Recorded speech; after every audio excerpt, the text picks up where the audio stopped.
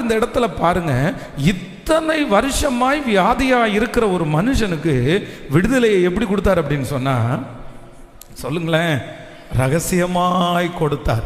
இந்த மனுஷனுக்கு தன்னை விடுதலையாக்குனவர் யார் அப்படின்னு கூட சொல்ல தெரியல. இப்போ முடிஞ்சிருச்சு. முடிஞ்ச உடனே ஒரு 2-3 நாள் தாண்டுதுன்னு வச்சுங்களேன், இந்த மனுஷன் ஸ்ட்ரெயிட்டா எங்க போயிடறான் அப்படின்னு சொன்னா, தேவாலயத்திற்கு போகிறான்.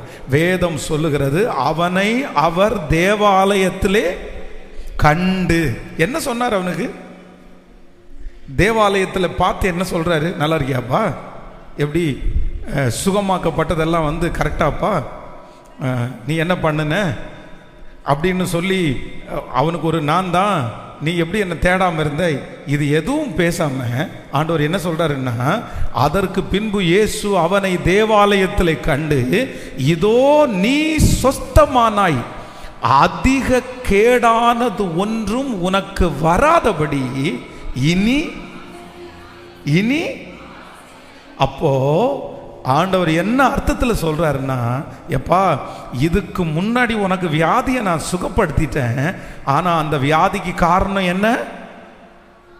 அந்த வியாதிக்கு காரணம் என்ன? பாவம். நம்மளா இருந்தா என்ன பண்ணிருப்போம்னு நினைச்சிருக்கிறீங்க? என்ன பண்ணிருப்போம்? ஃபர்ஸ்ட் போன உடனே என்ன நினைச்சிட்டு இருக்கிற? அக்கிரமக்காரனே, நீ பண்ற அநியாயம் தான் உன்னை இப்படி உட்கார வச்சிருக்குது. நீ அவருக்கு துரோகம் பண்ண இல்லை, இவருக்கு துரோகம் பண்ண இல்லை, இப்படி பண்ண இல்லை, அப்படி பண்ண இல்லை, மன்னிப்பு கேளு, மன்னிப்பு கேளு.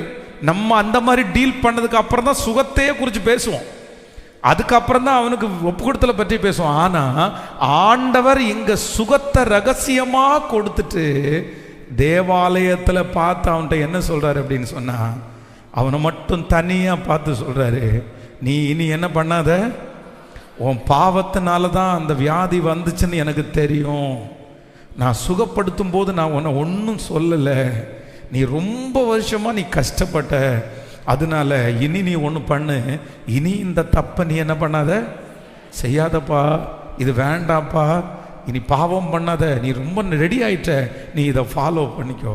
அப்போ நான் நம்புகிறேன், நான் ஆராதிக்கிற தேவன் யார் அப்படின்னா, என்னை ரகசியமாய் விடுதலை ஆக்குகிற கர்த்தர், என்னை